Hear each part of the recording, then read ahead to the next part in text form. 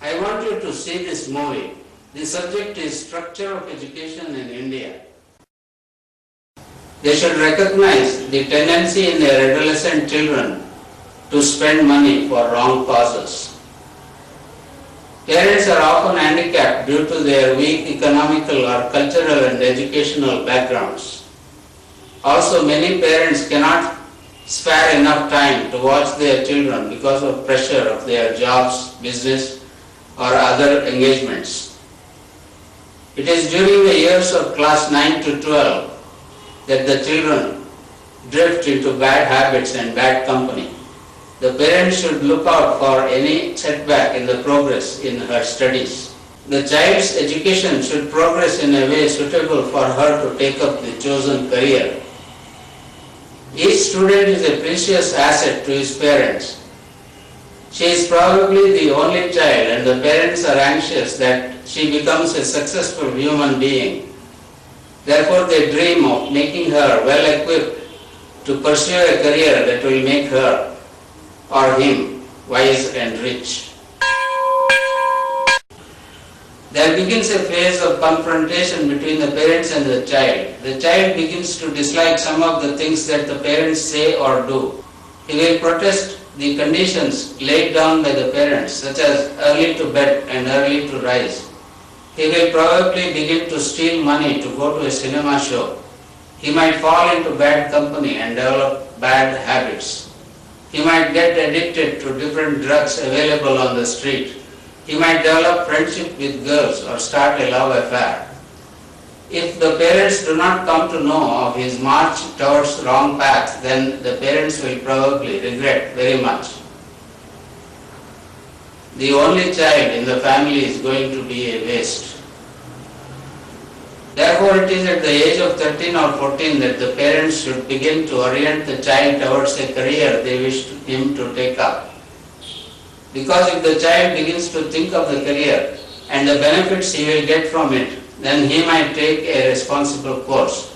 This is more so if the career like shopkeeping, farming, hotel business, jewelry business, trade and selling services, selling goods and such other careers in which there is no need to learn a lot of language and mathematics or to go deep into national or world history or geography, botany, zoology, physics, chemistry, statistics, etc. The education we provide the child should be such that the parents are also benefited during their old age years. Parents should inculcate a sense of direction into the lives of their children in choosing a career. Just because it is fashionable to struggle to score high marks in all examinations and then try to get a medical or engineering seat, other careers should not be ignored.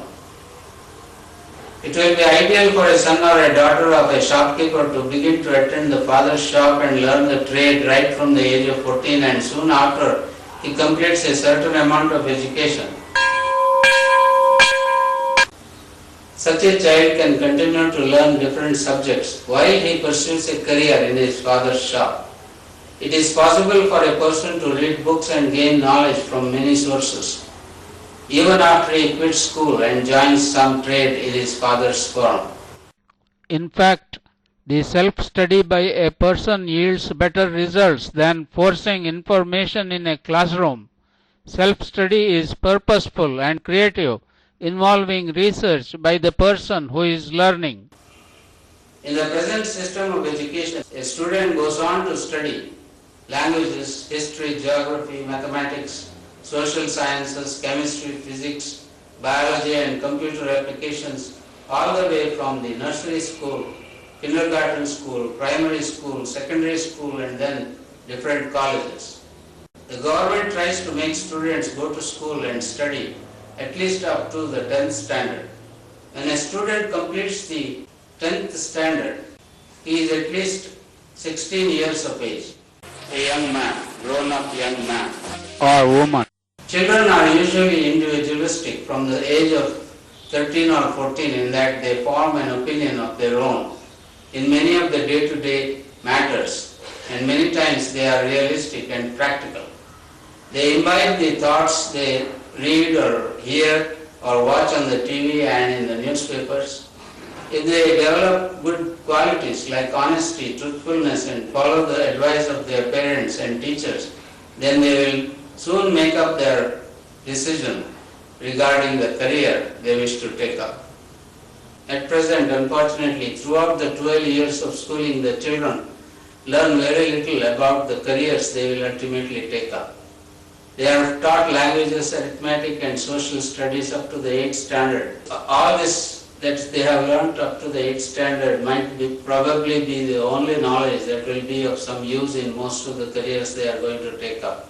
But after the 8th standard, the syllabus is of very high level of theory of science and mathematics, and these have very little relevance in careers such as trading and shopkeeping, jewelry business, hotel business, agriculture, poultry farming, and many other occupations and careers that majority of the students will be taking up.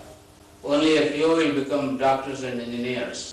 The small town boys and girls cannot cope up with these high level studies in which they have no definite hope of achieving anything. Up until 1950s and 60s, the SSLC was sufficient to get a bank job. But for about 10 to 20 years now, only college graduates are appointed for the same bank jobs. And now no jobs are available to those students who have completed SSLC. In fact, most of the SSLC passed candidates who passed out after the year 1985 are suffering from inferiority complex because of this job market preferences. For many so-called decent desk jobs in the government departments and in many private companies for which a properly educated SSLC passed person is perfectly suitable, are now being offered only to PhD graduates, PhDs. The college graduates are now available in plenty. The college graduates will have to take up the PM jobs once the jobs become harder to get. Even now, many MA and MSc passed students are appointed for the same jobs for which only SSLC passed candidates were suitable in the 1950s. But in our system of education, we want them to go on studying up to the 10th standard. This will probably make them impatient and then less and less interested in the knowledge because they have to memorize so many subjects to pass the examinations held at the end of the year. It becomes more confusing when they have to go to school but also go for tuition so that they can get high marks. This pursuit of high marks in the examination makes them memorize the answers to probable questions rather than learn the subjects in a practical and focused way or in a general and creative method.